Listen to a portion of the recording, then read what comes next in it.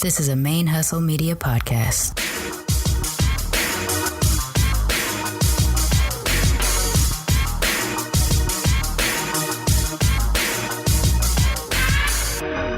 Yo, this is Rashani from the Single Simulcast.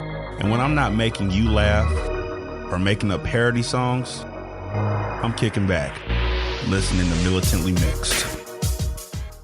Hey y'all, welcome to Militantly Mixed, a podcast about race and identity from the mixed race perspective. I am your host, Charmaine, aka Mixed Girl Maine, and this is episode 42 of Militantly Mixed. 42 episodes in 9 months. We're going to hit our anniversary date on July 5th, 2019. For me, that is going to be... that's going to be probably one of my best milestones to achieve, to be honest, in my 41 years. And I'm not going to say that that means I haven't been successful in other areas, but the reason why I feel like this is going to be probably the most significant milestone of my life in 41 years is because this is entirely me.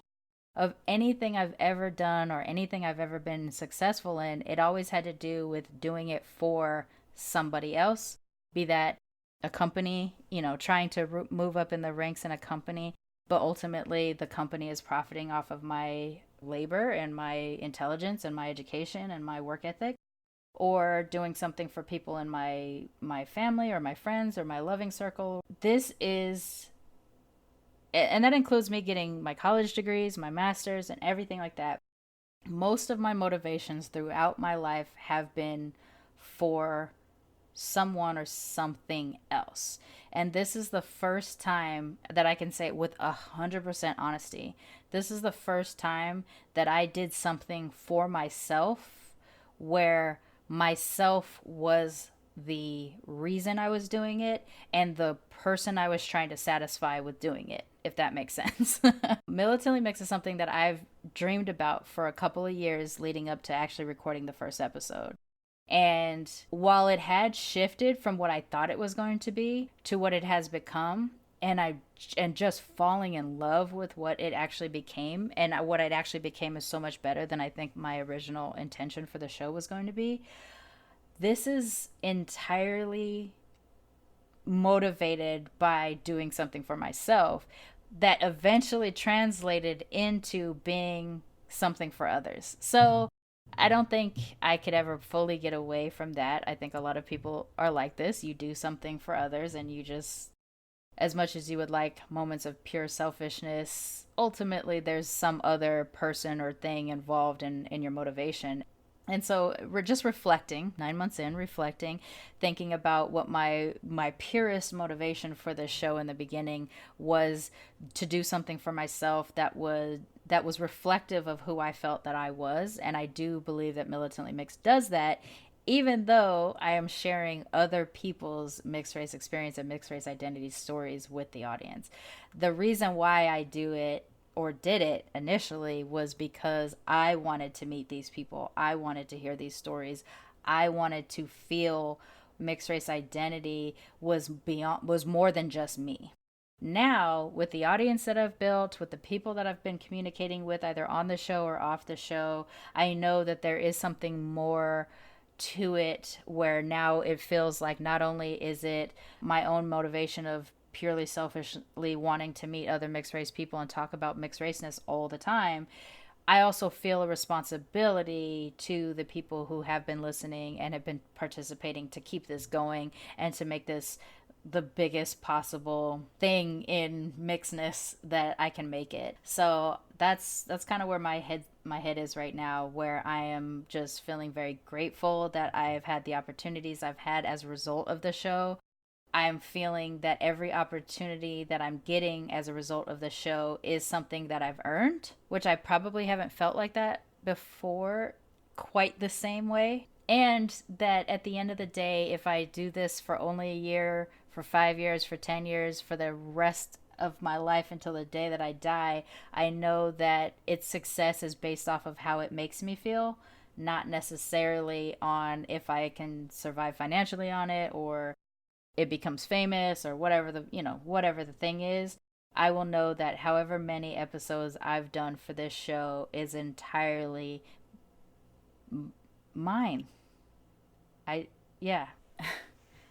I mean, I don't want that to come off sounding awful, but I mean it in the most positive way possible. That I don't think we as people give ourselves credit enough, or probably better to say, give us permission to feel proud of ourselves or proud of things that we've done without feeling a little tinge of guilt. Like, I think even now while I'm saying this stuff, I'm also feeling a little tinge of guilt saying it the way that I'm saying it.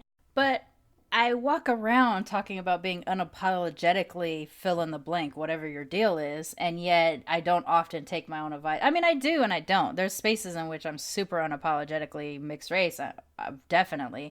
I'm super unapologetically polyamorous, but I am apologetically proud of myself. And I think that's something I need to work on. And I think it's something we all probably need to work on. So, yeah, I'm putting it out there. I'm proud of myself for what I created with Militantly Mixed. I'm proud of the direction that Militantly Mixed is going in. I'm proud of the opportunities that are opening up to me as a result of doing this show. And I'm just proud. And I'm going to go ahead and work on the unapologetic side of being proud for the show right now. Okay, so moving on. I know I said I was going to take a break in April. I know I said the last couple weeks I've been failing at it. At this point, let's just admit it's a total failure. I have been busier this month than I have been in a long time. Part of that busyness has to do with me trying to fight off my major depression. I've talked about it on the show several times. I am a person that suffers from depression. As my baseline, chronic persistent depression, that is always going to be with me. But on occasion, I go into these bouts of really, really dark, heavy, what is called major depression. That has been creeping on me for a while now, ever since March, when my cat Revan got sick, and then my cat Ronan unexpectedly died, and Revan is still sick, and now I'm dealing with the grief of the loss of one and the possible future loss of, near future loss of my other one. I have 4 altogether. I've been fighting that. I'm not happy in my day job, which part of my not being happy in my day job is the fact that I want to do ManeHustle Media and all this podcasting full time. I just can't afford to do it. But the other part of it is I'm not in a very healthy work environment at the moment. And so my day job is very life force sucking, for lack of a better way of saying it. So I'm just dealing with a lot. My husband's bike was stolen. I had a custom-made weighted blanket to help me with anxiety and insomnia that was Black Panther, and it was beautiful. I could see it on Instagram. And that was stolen as soon as it was delivered to my house. So I've just had a bunch of things like on the personal side of my life that have gone really bad, really wrong. And then simultaneously on the Militantly Mixed or the ManeHustle Media side, things have been like shooting off, skyrocketing in a positive direction. So my baseline, I have no idea where it's at right now, because my Militantly Mixed stuff is on a trajectory that's going up really high on a high slope, and my personal life is stuff that's like just all going down on a very low and steep trajectory. So I do not know where my baseline is right now, and I've allowed my quote-unquote break in April to just be filled with distracting activities or taking on extra projects that I don't have time for or whatever, just to kind of fight off major depression creeping in my direction. So I got a lot of stuff going on that I'm trying to figure out how to balance, and I'm not balancing it very well. Not to mention a health issue, a bunch of other stuff. So I say all that to say that while I do believe it is important, and I should definitely have and continue should also do give myself that break, I know that I'm not going to. So yeah, that's where we're at. But I'm looking forward to a few things, and I'm just going to keep going, and whatever happens, and hopefully I can get myself a little bit of peace coming down the pipe later. But it's also hard to anticipate that's going to be even a possibility, because we're coming up to the anniversary date of Militantly Mixed, and I also have 2 new shows that are launching in the summertime, and I have a whole new third show that I wasn't even anticipating that I might be creating based off of a conversation I had with somebody about different opportunities that are coming up on the pipe. So it's just like a crazy busy but all positive good time. So it's with that in mind, with this recent traveling that I've done for Militantly Mixed on the road, and the episode that you heard last week, the one you're going to hear today, and a couple of other subsequent episodes you're going to hear with these in-person interviews, I decided to launch another fundraiser specifically for Militantly Mixed on the road. This will help promote both the show and myself for speaking panels and conferences. It's going to help promote the show for maybe setting up in-person tapings or live tapings in various places. It's going to start out with a focus in California if I can, and then just kind of branch out as opportunities present themselves. There is a mixed race conference in the Midwest I've just discovered, so if it's not too late for that, I also would like to apply to speak at that event. So it's just a bunch of stuff that it would be helpful to have some fundraising done for that. So what we're doing is we're doing a $2,500 fundraiser between now and our anniversary date of July 5th, 2019. This is all going to be done through PayPal. You can go to paypal.me/militantlymixed to donate anything as low as $1 to as high as anything you wish, with the base goal of being $2,500. All of the money that's collected for this will be used directly for promoting Militantly Mixed on the road portions, panels, conferences, live recordings in front of an audience, starting here in California, possibly maybe this mixed race conference in the Midwest if the timing is right and I'm able to do it. So that's where we're at. If you would like to contribute on a monthly basis to the show, however, just to continue keeping us hosted on the air and help us develop the website and everything like that, growth in that direction, you can go to patreon.com/militantlymixed, and that's where you would subscribe on a monthly level. There are early episodes or exclusive episodes that'll be made available to you if you donate anything more than a $5 level, I believe is where those kick in.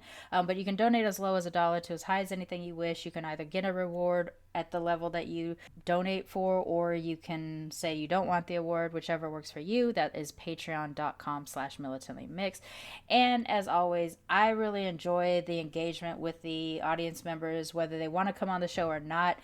We are on Twitter and Instagram at Militantly Mixed, so you can hit us up directly commenting on pictures on Instagram, or send DMs, or respond to our tweets. Also retweet the show episodes and the links that we put up on there, and engage with me directly. A lot of the people that you've heard on the show have been people who have reached out to me through social media. So continue to do that if you would like to come on the show, or if you just want to engage about the show. That is a good place to do that. We also have a Facebook group page, facebook.com/militantlymixed, and I post articles from time to time, and I post things about the show. There is some engagement on there. A little bit more would be really cool though, so please consider joining that, liking that page, and joining the discussions there. And then as always, you can always email me directly at charmaine@militantlymixed.com, and that is S as in Sam, H-A-R, M as in Mary, A, N as in Nancy, E, at militantlymixed.com. So that's all the logistics done. Moving on to episode 42. My guest this week is Sam. She was the first of the students that they provided for me at Sierra College to interview through the various equity organizations that are on campus. And I gotta say, as a former Sierra College student, there was not a lot of these same resources on campus back when I was there. I was going to school there between 1996 and 2000. I was working full time and trying to go to school at the same time. So it took me a lot longer to get my bachelor's than the standard. And at the time that I was there, the only group that I recall was the Equal Opportunity. So it was EAOP, but I don't remember what that stood for. And so I got to participate in a couple of different things. So this was sort of like the beginnings of us considering equity in students as a thing on campus. So I was a part of that when I was a student at Sierra College. Now they have several equity organizations on campus, including the LGBT spectrum. They have women and gender, and the other ones are escaping me. I apologize for that. But this was the first of those interviews that I conducted with students through the various equity organizations. My guest this week is named Sam, and she is a white presenting mixed race woman. And her story is very interesting because she filters her mixed race identity through her eating disorder. So this is one of the first times that we're going to be tackling the subject of an eating disorder and sort of how race and culture speak through that eating disorder. What I found really interesting about this discussion with Sam is that she actually identifies first through her eating disorder and then through her ethnicity and genders and sexuality and things like that. So it's a pretty fascinating conversation, and I am really grateful to everybody involved on campus that helped make this stuff possible, to have me on campus and interviewing students. We were in the Equity Center at the time, and so it's an open environment. People can come in and come out as they wish, using different resources that are there on campus. And so there were people that would come in and sit and listen to us do the recording, and they would leave. You could hear a lot of atmospheric sounds. There's birds chirping in the background, things like that. Students walking around as classes are emptying and filling back up. So you hear a lot of that. And also, because it was on the road, it was one of my first times doing it, the setup was such that for whatever reason my voice is quite a bit quieter than the microphone for my guest. Just kind of a strange thing, but it's a great interview, and I'm really excited to be able to share it with y'all.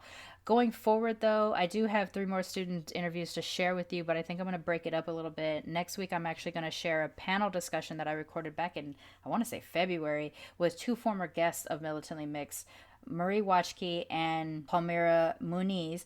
They both talked to me in sort of a panel way about being of mixed race, ethnic origin from countries that are occupied or colonized by the U.S. So it's a very specific conversation that we have. I'm going to share that with y'all next week, and then we'll go back into both the student interviews and the other interviews that I have banked. So that's where we're at, and I'm going to go ahead and say goodbye for now.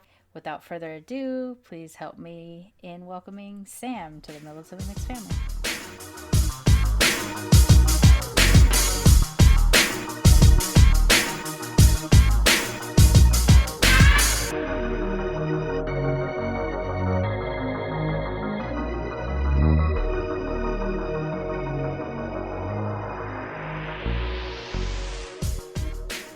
We are here today at Sierra College to meet with a couple students for my various shows, and today I am joined by Sam, and she is a student here, and we are going to talk about being our mixed ass selves. Sam, why don't you introduce yourself, and let's get into it.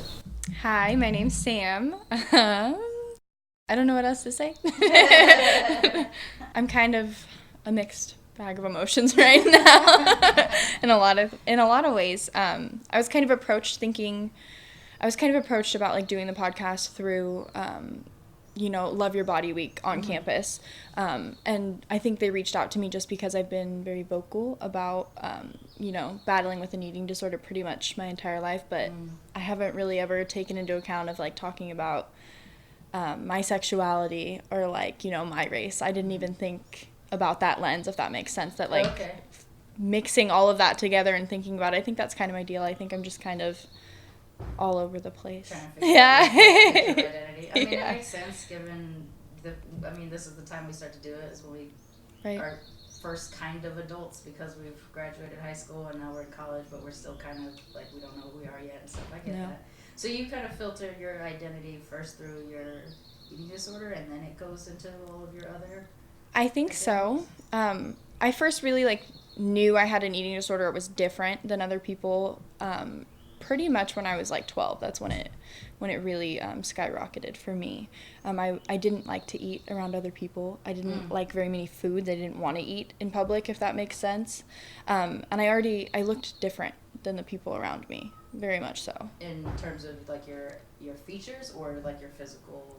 My features, and then also I grew up very poor. I grew very fast. So I'm 5'8", but I was 5'4" by the time I hit 4th grade. I was taller than my teacher. I'm 5'4" now, right?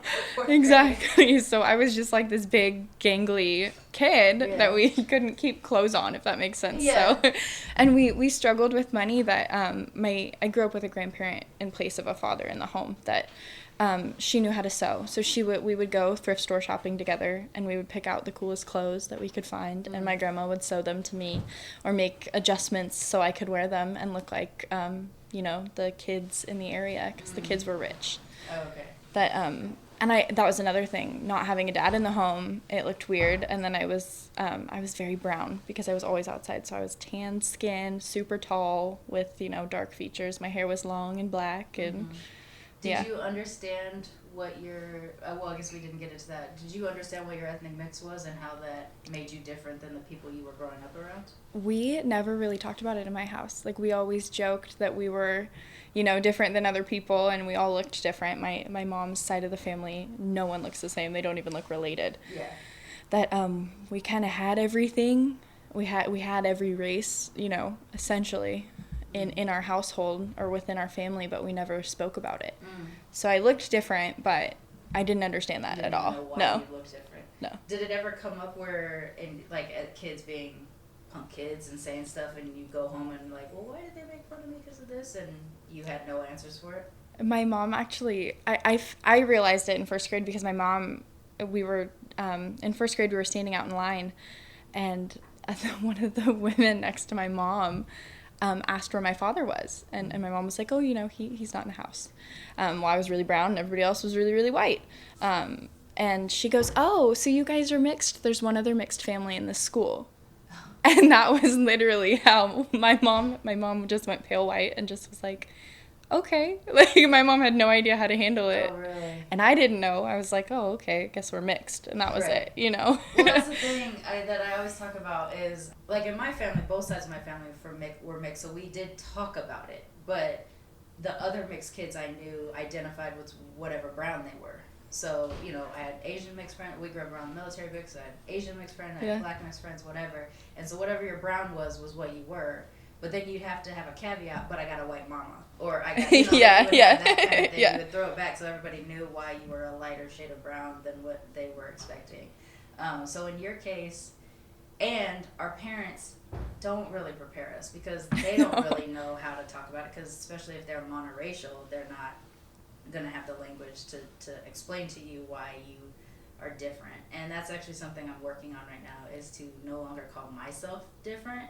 Yeah. And think about they are different from me. Yeah. But rather than me be the different one. And I'm 41 just trying to have that. Trying to deal with that identity thing. So in your case, you almost have an opportunity to embrace mixedness in your family. Your mom gets presented with somebody, but she doesn't know what to say. And so it just kind of flitters away after that? Yeah. Well, yeah, because my mom looks very white, and then I have my older brother kind of was the father figure in my life for a really long time, and he looks very, very white because he is. Like, he is not, we have different backgrounds. Okay. But my mom looks white, but again, she's not, I told you before, but we're Native American, but it doesn't present the same way within each person within the family. Oh, so from relative to relative. Oh, yeah. Her so brothers, you have 4 different tribal relations. Mm-hmm. Are you tied into the cultures of those tribes? We were kind of kept away, to be honest with you. We were not raised with those cultures, which now I wish I was, mm-hmm. if that makes sense. I wish I had that tie, but we really don't. So if you were now, in this sort of time of trying to map out your own identity, if you were to try to reach out to those spaces, you would have limited access or no access, pretty much, in trying to figure it out. Would you feel, something that comes up on the show often is the idea of sort of this imposter syndrome that we have because we're not all of one thing. And while we sit there and try on ethnicities on a regular basis, I'm going to be black today, I'm going to be Chinese today. In my case, do you get those moments where you're just it's not your fault, you weren't raised around it, but you want access to it, and how do you bust into those things without coming off as the pale girl just trying to be type of thing, which happens to all of us? Do you have moments like that of trying to figure out that self-discovery stuff, or you're just whatever they let me do, I'll take it? Pretty much both. I'll say both for that, but I'll say both. But there's definitely moments where, even in conversations about race with people in this area in particular, I think they assume that I'm white, mm-hmm. or whatever, Caucasian, whatever you want to call it. They think I identify as that, but I don't. But I also don't know if I voice my real opinion on things mm-hmm. often about it, because I feel like it may come off differently because I don't. Right. I'm not connected to those cultures, if that makes sense. So you feel almost like you don't have permission to speak in brown spaces because you don't present brown. Yes. Okay. I mean, that's super common. Yeah. Like, a lot of us have to feel like that. Like, am I allowed to be the loudest voice if I don't present as dark as the rest of the people from my group or whatever? I completely get that. You may or may not get to a time where you just don't care and you're just like, this is me, so why can't I? You might try that on for a minute and be like, I don't know. No. Yeah. So when you're walking around, though, you said earlier that you don't think necessarily through your racial groups first or maybe even fifth or sixth. Have there been moments in your life where race has come up and you have to face your own identity in those moments? Besides right now when I'm asking you questions about race?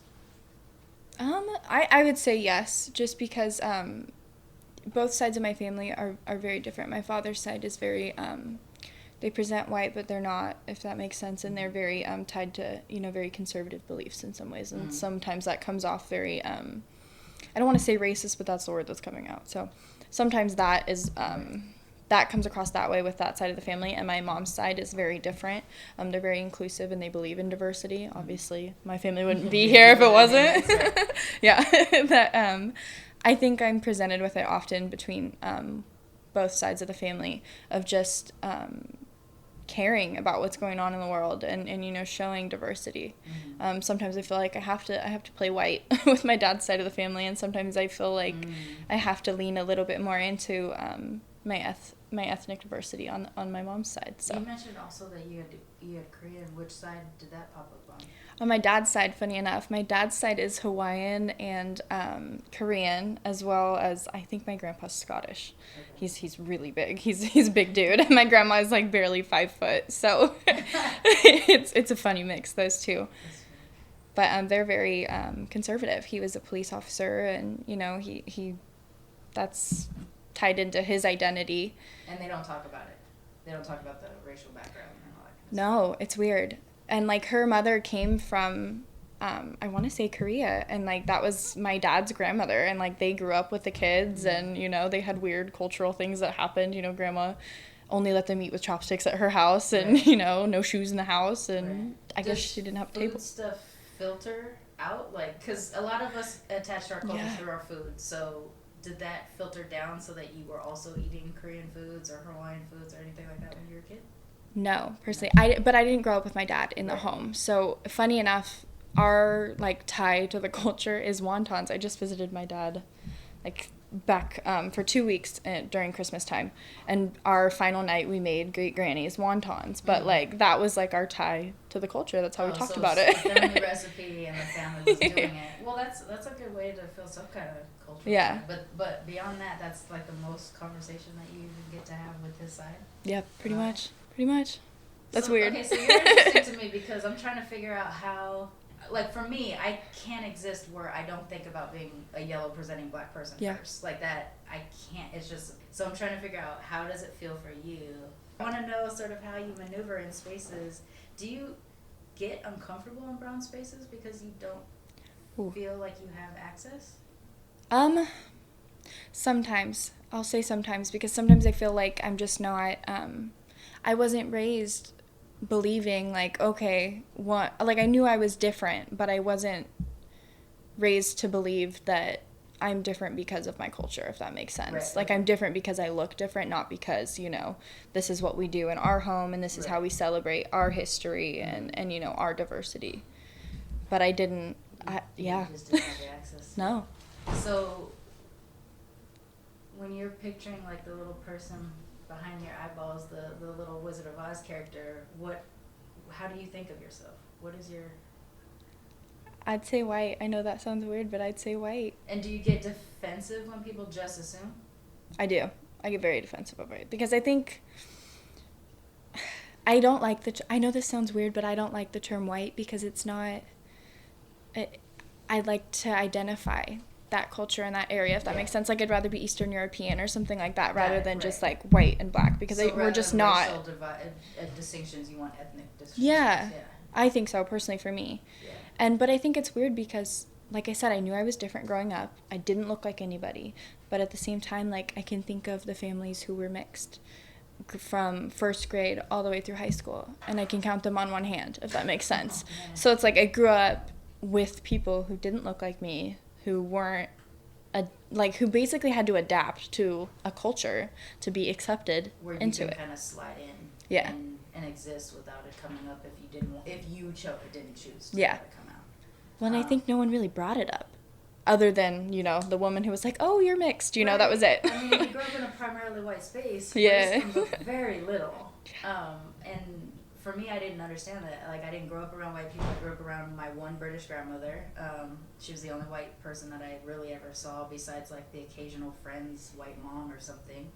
And then I become an adult, and suddenly I'm in a white space, like a primarily white space, and I'm just like, you people Whoa. are weird. I don't know how to be around. I don't know.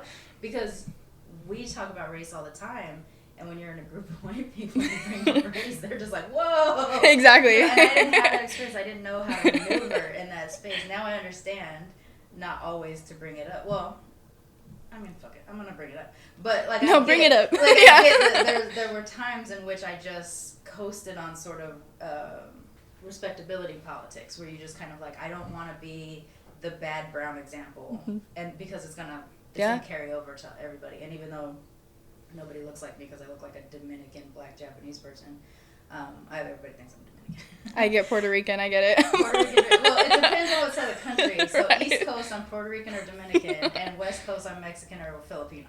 Yeah, exactly. I had a Filipino lady at a Costco once tell me she had a nice boy for me, and I told her that I was already partnered and it's no big deal, And she's like, no, just break up. I got a nice boy.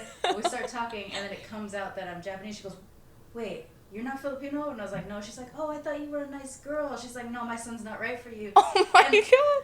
The two things were offended in that moment. It's like, why am I not right for your son all of a sudden, even though I didn't care? And the second part was, like, wait, did you say I'm not a nice girl? Like, right. All of a sudden I wasn't a good, because I wasn't a Filipino, I was no longer a nice girl. So, like, yeah, I guess there's something, because I have, like, a vaguely Asian face, but no one would ever think Japanese, so they're like, well, what's the weird looking Asian? And it's Filipino. That's the thing. People just straight out said it. Like, you're kind of That's Asian, nice. but you're like weird Asian, so you must be Filipino. I've straight up had somebody say that. Like, yes, thank you. That is how I describe myself now. And then people will That's get mad at awful. you because you don't have pride for the groups that the mistakes they make in their identity. What, you're not proud that you look, white, or you're not proud that you look Puerto Rican or something? I get that a lot too. So,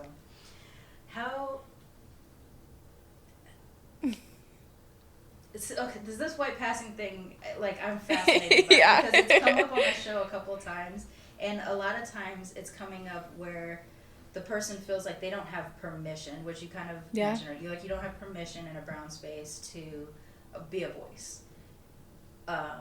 You feel like you're taking a chair from the seat of the table versus having an extra chair. Yeah. And my position is that whatever your deal is, you drag your own fucking chair. Like, Yeah. And then you elbow people until they make room so you can sit at the table. So I feel like a white presenting person absolutely should have a space, understanding that there are privileges that we have as lighter skinned people within our brown communities, that we're going to have experiences that are different from our darker skinned counterparts.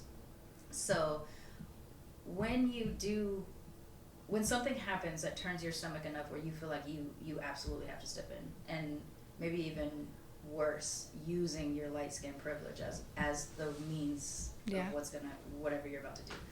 Have you been confronted about that kind of stuff? Have you had those moments? And if you have had those moments, what have you done? I have a quick temper. I'll say that first and foremost. I have a quick temper, but I usually try and think it through. A lot of those conversations that get uncomfortable or that bring up a space where I have to be the one who confronts it, it's usually about something going on politically. That makes sense.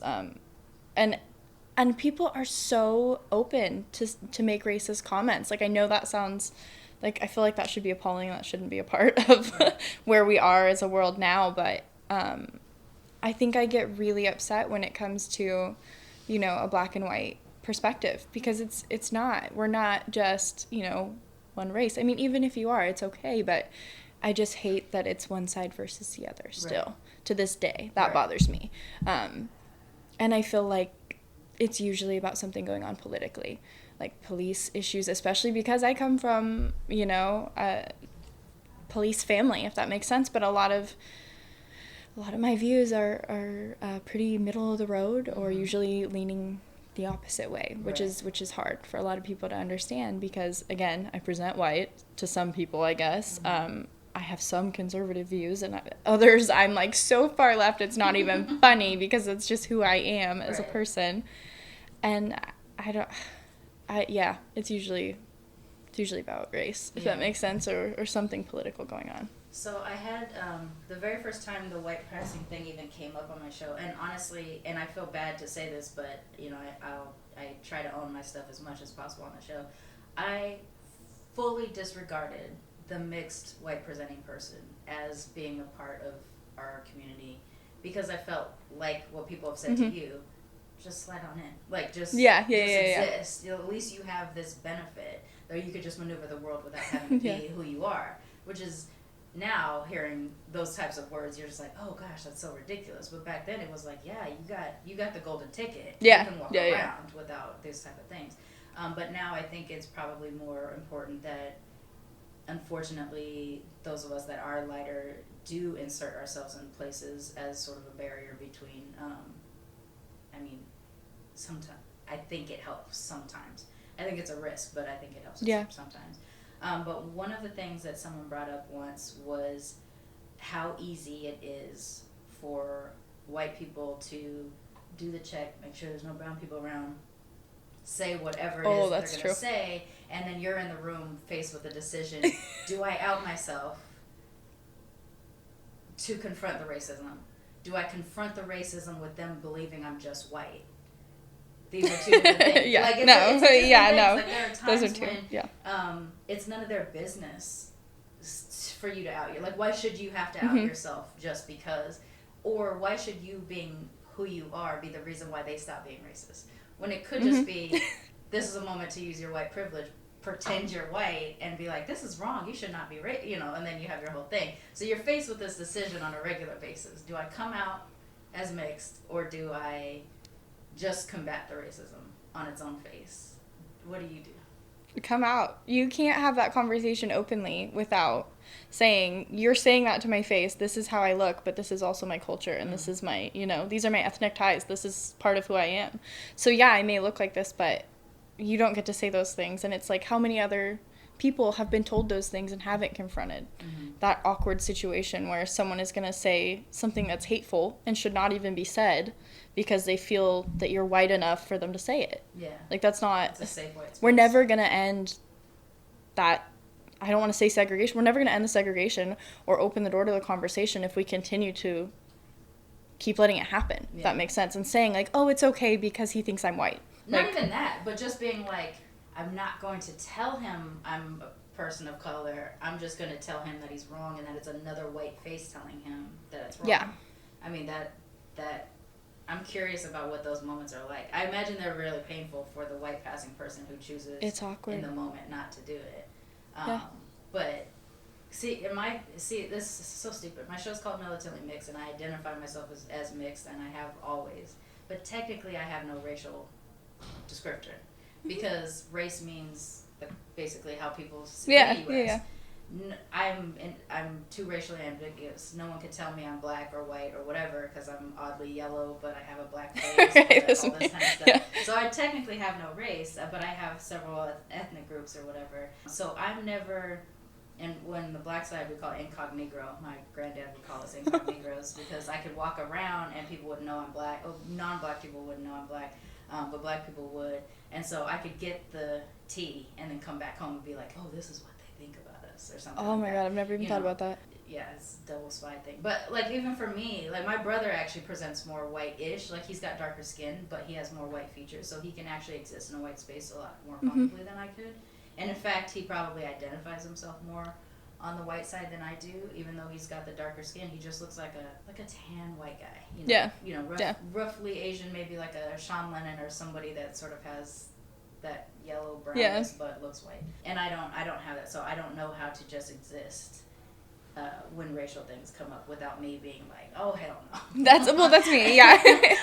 I wasn't always that way, though. I think that comes with I'm 22 now, but if you had said that to my 18-year-old self, I don't think I would have said anything because I grew up not recognizing, like, I knew I was different, but I didn't know And you went that. to a primarily white high school. Oh, yeah.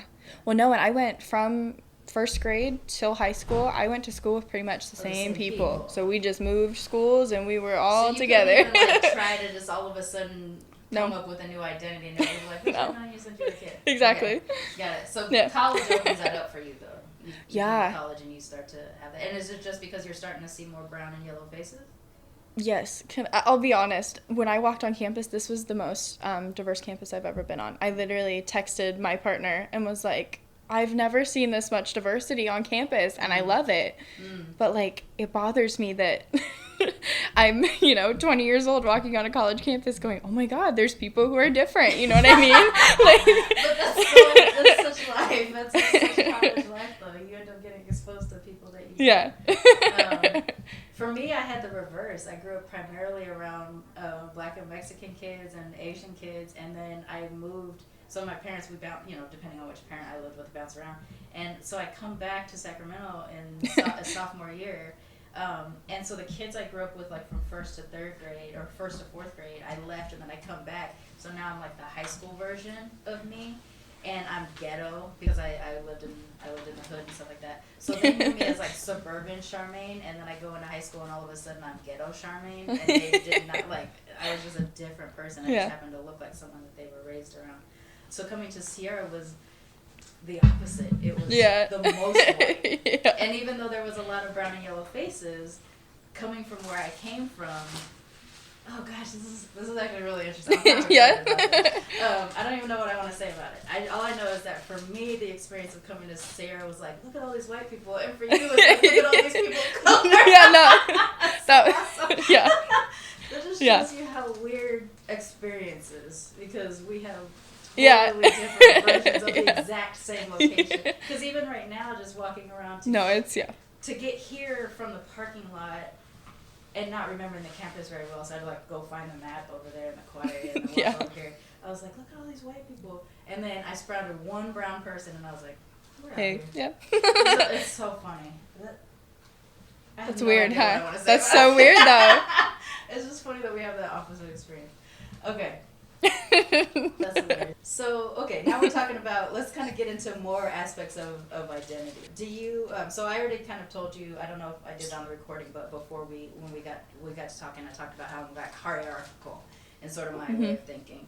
Where some people choose to be, or they naturally kind of view things as like, I'm a gay person, or I'm a straight person, or I'm a this or that. But people of color have to tend to put their ethnicity or their presentation, their racial presentation, ahead of whatever their other deals are. Because I'm going to look at you first, and I'm going to see a white-ish person, and then I can ask the questions. Okay, white-ish person, what is your other stuff, right? Yeah. Whereas, like, for me, I'm first POC, and then I'm LGBT.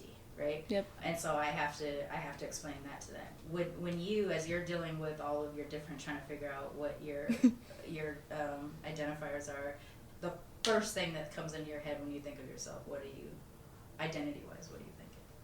I say woman. I know that sounds weird, but that's my first one. I recognize it. Yeah. Because, as I told you, like, for me, I have to go like 4 or 5 tiers down before I even, and I'm a woman. And that's because my experience is primarily racial. Like, where I grew up, it had to be that way. So, okay, so you're a woman first. And then, what is womanness for you? Oh, that's deep. I know that sounds weird, but I think it's just being able to express my gender the way I want to, if that makes sense. It's being able to express, like, how I feel. If you want, or you can be unisex or ambiguous or something. Oh, yeah, all the time. You can go through it, but you're still like, but I'm still a woman and see me in this way. Yeah. What do you need to feel? What do you need people to see you as first? Like, in terms of the idea, like, in thinking of representation matters. If you're seeing yourself portrayed on the screen or on a TV or something like that, what makes you feel like you're seeing yourself? I think probably seeing a strong female character, if that makes sense. Like, Whatever. I always want to see a strong female character. Yeah. Gender or sexual orientation, but it's a strong female. Well, yeah, I'm also bisexual, if that makes sense. And I've had just as many female partners as I have male. I always say partner. I've been with someone for 4.5 years now. We've been together, monogamous. But I think I always just see a woman. I gravitate towards that. That's my comfort, if that makes sense. So who's like your champion of womanness and representation right now? Ooh. Do you have one? I don't think I have. That sounds awful. I shouldn't even say that I don't have one. I'm like, I'm not even going to let that fly out of my mouth. My champion. Oh, my God. I don't know. It's fine. That sounds so weird. Are there examples? Are there people that you can think of when you're just like, oh, yes, finally? Yes, politically, but no at the same time, if that makes sense, because, like, through my lens, I may not look like them, but I support them, if that makes sense. Like, I heard someone say to me, I finally see a woman a person of color in a political space that I identify with. Like, I had a teacher tell me, for the first time, I believe that I could have a president that looks like me. And I've never thought of that. So I felt like that was so powerful because it's a conversation I've never had in any space, throughout my life. Right. That has never come into my brain because I just believe, like I said, my little Wizard of Oz is white. So I've never considered, what does it look like to see me? Seeing a white male president doesn't make you feel like, oh, my people are out there at all. But if you were to see, even if you were to see a white woman president, that would be more of an example of seeing yourself. I think so. That sounds bad, but yeah. No, this isn't. You can be unapologetic. I know, right? I know. I'm like, sorry. No. Well, that's another part of womanness, though, right? They put it on us. We're kind of conditioned. We apologize. We step back. And even as we're out here trying to, like, fight the power, we're just like, sorry, I need to revolution. Yeah.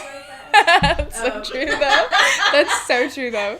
It happens, and I do it, too. And I have it from the Japanese side, too, is, like, culturally being demure. So, are you familiar with the concept of code switching? Yes. I always have to ask. So with code switching, though, like, I think of myself as sort of like this code switching ninja because I'm black one moment, I'm Japanese the next, and I'm not white, but I have my Becky voice or whatever. My Becky voice when I'm at work. In fact, usually what you hear on the show is my Becky voice, just in terms of like enunciation and stuff.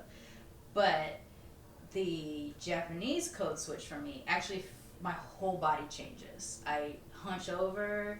I talk with a certain cadence, a softer cadence. I'm like deferential, things like that. And this is just because my Japanese example is my grandmother, and while she is one of the strongest women that I know, and she is, sort of an idol for me, she's also a Japanese woman.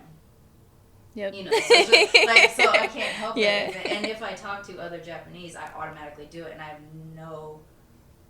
I don't realize it's happening.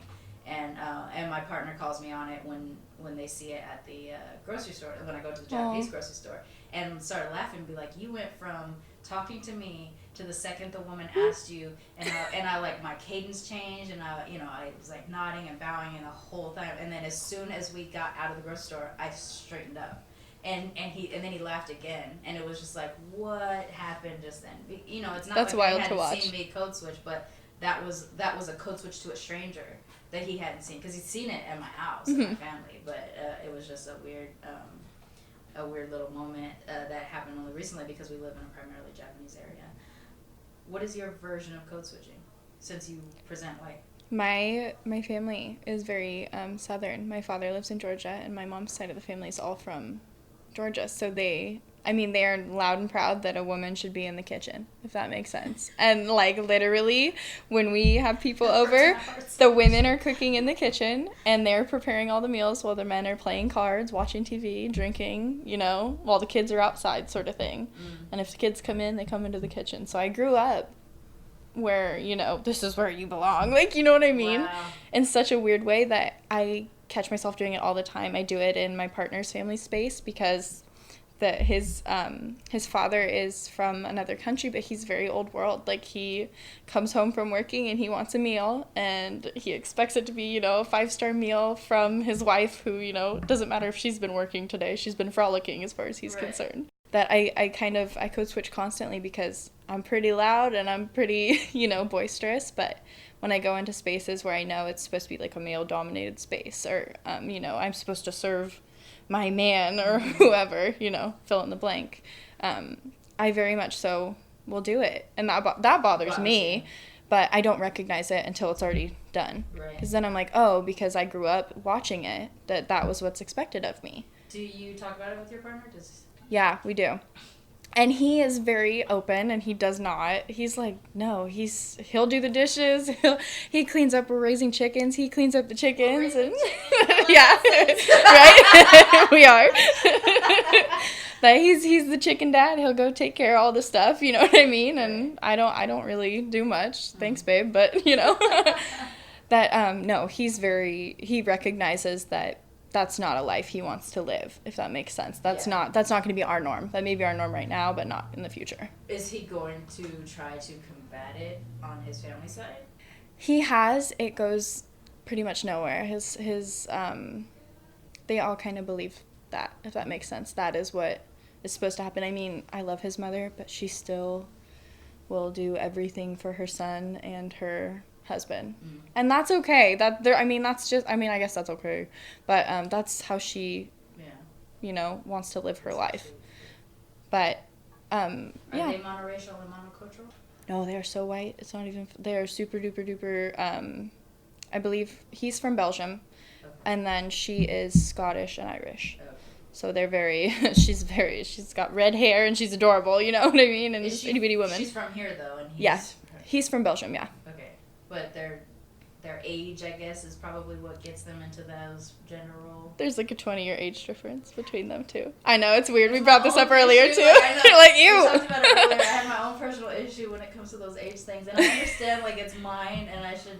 But right. I can't help that it makes me react so hard like that. It's right. Whew. So they come.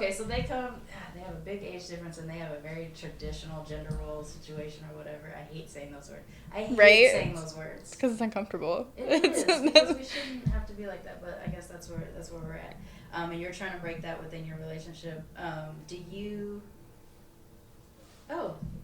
dealing with your bisexuality since you're monogamous?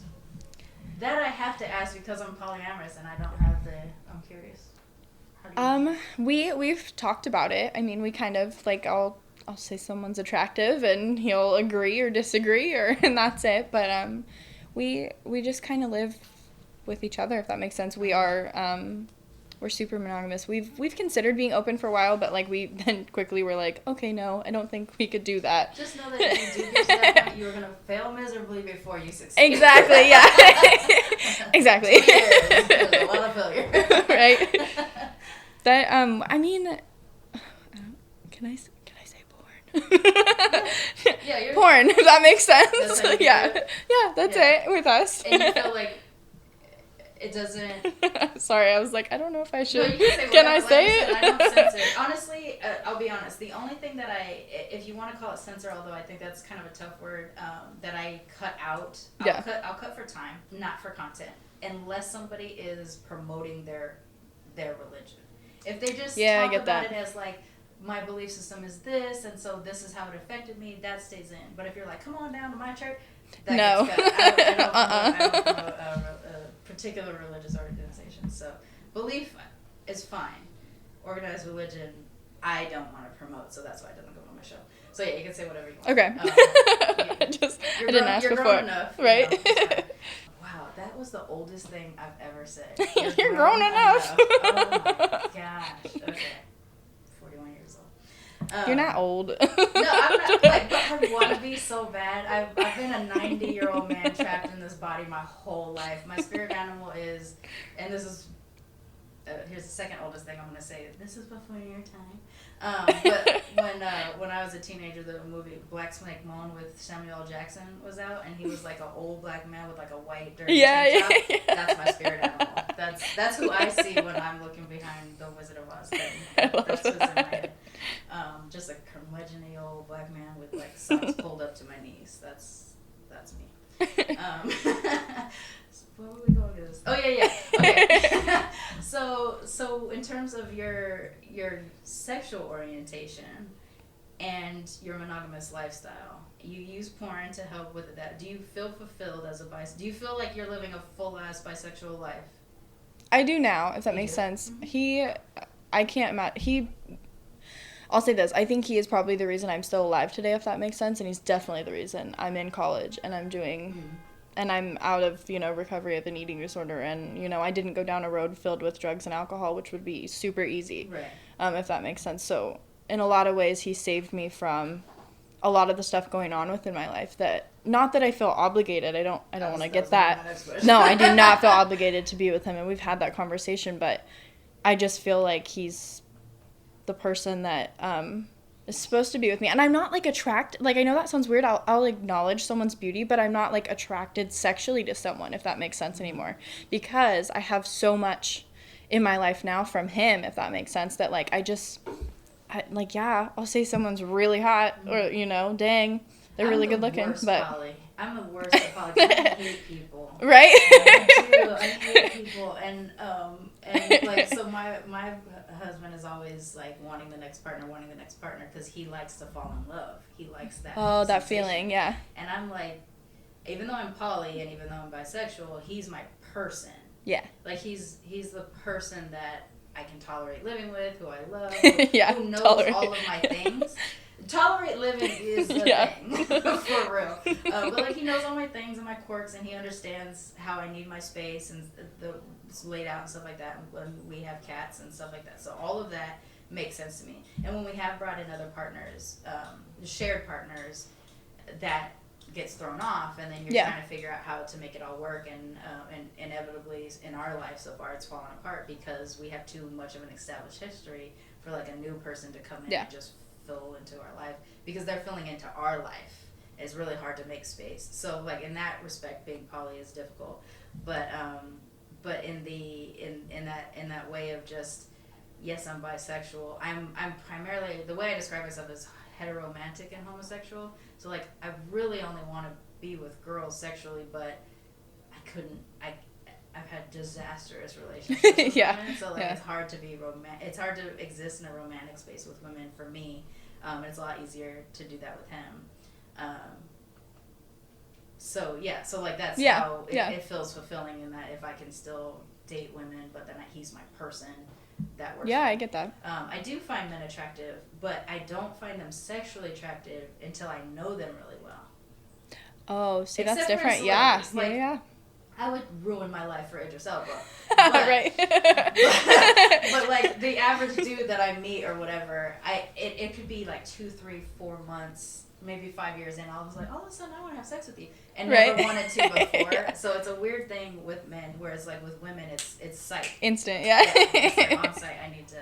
I'm about that life all of a sudden. So, but yeah, I'm the worst at poly because I hate it. It's a weird thing. So you're in it, right? You're in your college age time, so you're gonna be 40 different identities until you kind of feel settled in a thing. As you're in recovery though from your eating disorder, do you still have that as a primary identifier for you? I do. I really I wake up thinking about it. I go to bed thinking about it. If that makes sense. So it's a constant struggle. Constant struggle. I know some people say they cure it, but I honestly think I'll probably be struggling with it my whole life. Right. If that makes sense. Because it's an actual mental health issue and not a dependency issue. Yeah. Right. Okay. Well, and it's also I work with radio, and I'm working events, so it's our schedules of eating are messed up. Right. And if I don't have a set schedule, it's easy for me to go, oh, you know what, I had this for breakfast, so I guess I can just skip this for lunch. And then I'll eat dinner when I get home because I don't want to spend money when I'm out, and then those 2 meals are now gone for me. Yeah. And it's easy for me to tell someone, because that's how I hold myself accountable, to say, oh no, I just skipped a couple meals, it's fine. You know what I mean? If that makes sense. Is that a new thing? Is that that's new for me. That you can do that from? Yeah, I think so. I've gone through a couple of different rounds of therapy with different things. I've gone to support groups and stuff like that, but really, you got to deal with it at home. You got to deal with it with you before, Right. you continue to go to therapy, if that makes sense. No, it does. So with eating disorders, so now I'm going to try to tie it back into race a little bit, because with eating disorders, it's always been sort of primarily, or in the media, it's been presented as a white issue. That we don't have eating disorders in POC communities. And yet, my whole life, I have seen nothing but eating disorders in every community that I've existed in. Do you, especially since you don't necessarily identify yourself through your races first, do you feel that there is something in your ethnic identity connected to your eating? Yeah. You do? Yeah, and I do. How does that manifest? I think really with me, my whole eating disorder really began with food insecurity. And that started because I had one working mother in the house. My grandmother couldn't work, but at the same time, you know, we didn't have a lot of food, if that makes sense. We didn't have money for food. And I also dealt with, I had people in the house that were not, you know, I had an uncle who lived with us, but he spent money on alcohol rather than food. Right. So, like, we would have weird things in the house that it was easier for me to just not eat because I didn't like it or I was picky than that. But at the same time, if we didn't like food that was being served, you know, at grandma's, we didn't have to eat it. So it was this thing where, like, food, when we had excess amounts of food, you didn't always have to eat it. And then when we didn't have any food, you didn't have to eat anything, if that makes sense. What about the times that you did visit your Southern family? Because food in Southern culture is such a huge thing. How did that impact you? I just went through it with my dad because my dad didn't really understand. He doesn't understand. He's very, you know, I can't talk about it. He's an ex-military man, so he hasn't gone through his bout of therapy. Yeah, exactly. What do you mean you don't eat? Like, you know what I mean? That he does not get it at all. But when you're eating with him, as long as you eat a little bit, you'll be fine. As long as there's a dog and you can give the dog the leftovers, you're fine. If that makes sense, because clearing your plate is a big thing. You don't take more than what you need, and you know, don't waste anything. If that makes sense in the households I've been in, that I just always grew up as a picky eater. That was it. So because I was a picky eater, it was easy to say I didn't want to eat that. So I think it was tied in that way for me. But I also grew up with, like, Southern families are very vocal about weight. That, like, I still... You're simultaneously too fat, too skinny, need to eat more, and you need to calm down. Yep. I have Southern family, too. I was drinking a soda, and my uncle was like, be careful, you keep drinking that, you're going to get saddlebags, when I was, like, 14. Wow. In front of everyone. Yeah. So it's, like, that weird... It was weird that's still... My mother bit his head off. I love my mother, but... oh, my God, she lost it, but... Yeah, because it's talking about your 14-year-old body. Exactly. And it's like, ew. Like, why do you care if I have saddlebags? Like, yeah, the Japanese and black sides both. So my black side is Southern and my Japanese side is from Japan. But both, you are too fat and need to eat more. And you're turning down love if you don't eat more. Also. Like, when you throw in military, which we are too, clearing your plate is like, when I was out, when I was deployed, I had to eat whatever was available to me. So how dare you, in the comforts of your American household, not eat your plate, right? Yep. So there's tons of baggage. And part of that baggage feeds into how you developed your... Yeah, I'd say so. I don't think I was born with it. I think it was something that... And I also think it was a control issue within my house. Because of drug use and abuse and all that other stuff going on.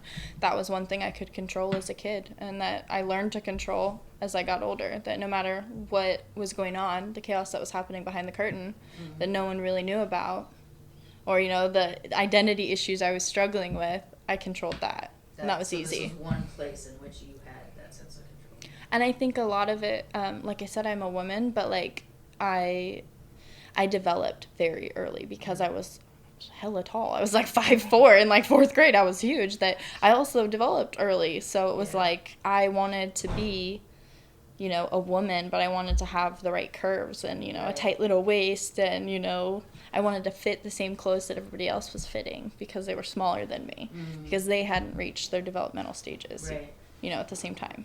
And so you're pre-middle school even before you start. I got my first training bra in 4th grade, and I got sent to the office because my bra strap was showing. Isn't that weird? By a woman. It's a whole nother thing that I'm like, this is awkward. Like, what makes it obvious that we are women ends up being the thing that we're distracting the boys. You have to go change. You have to hide. Whatever. Well, yeah, I had a male teacher and I had a female aide, and the female aide sent me to the office, but the male teacher didn't care. Wow, that's a whole nother. Yep. Another show. I know, sorry. No, I'm saying, like, Yeah. when you start to get into the things that affect us as women identified people, that it's just a whole bunch of fuckery. But are you So at least true. in your healthiest way that you've been, like, in terms of your eating disorder, you're the healthiest that you are, like, mentally about it and everything? Right now I am. You Yeah. I relapsed probably 2 months ago, really, really bad, where I went to a very, very dark place, and I wasn't sure how to handle it. So then I went to my amazing teacher on campus and said, hi, I don't know what's wrong with me. And she was like, okay, well, here are resources. Okay. If that makes sense. Yeah, That's it's good. Tara. She's awesome. Okay. That So it's good at least that you have that foundation, especially if you're in school and you're getting that extra resource. That's really helpful too. Before we start to wrap up though, Yeah. I would like to ask you, even as you're probably going to shift in your identity for years to come, what is, at least right now, your favorite thing about being mixed? I like, how do I say this? I'm going to think. I just like that the confidence I've found in it, if that makes sense. That I think the conversations are now starting to be more and more about, this is who I am. I'm not a box, that I fill in, if that makes sense. But this is part of my identity. And I think as people become more vocal about it, the conversation is going to happen. And I think there's going to be a shift. I hope there's going to be a shift. I know the people in power right now, there might not be a shift, within the next, 2 years, year and a half, that's going to happen. But I really hope that people of color and mixed races can feel like they're whole, if that makes sense. And like what they have to say is important. So I like that I have a voice. And sometimes it feels really white, and sometimes it feels, Hawaiian or Native American or Korean or fill in the blank that, from what I come from. But you're starting now to own that voice. Yeah, I think that's it. I think I finally have found like a little bit of confidence in like, this is what I come from, and I'm proud of that. Well, that's awesome. Thank you so much for sharing your story with me and to coming here. I know that it's weird for the first time. Yeah. So This is weird. But I appreciate you sharing.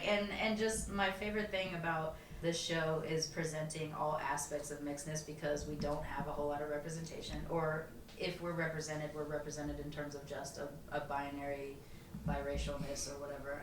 And there's, we're obviously a lot more complicated than that, and nuanced culturally and racially and stuff. So it's nice to add your story and your experience to the whole thing. And as I say always, just go out there and live your mixed ass life. Yep. Thank you. All right.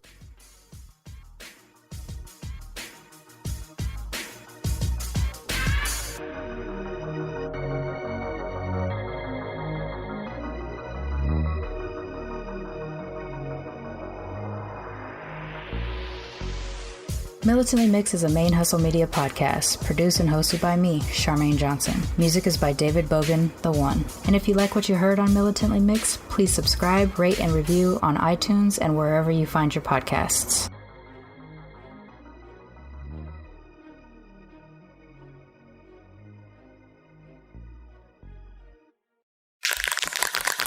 ManeHustle Media. Turn your side hustle into your main hustle.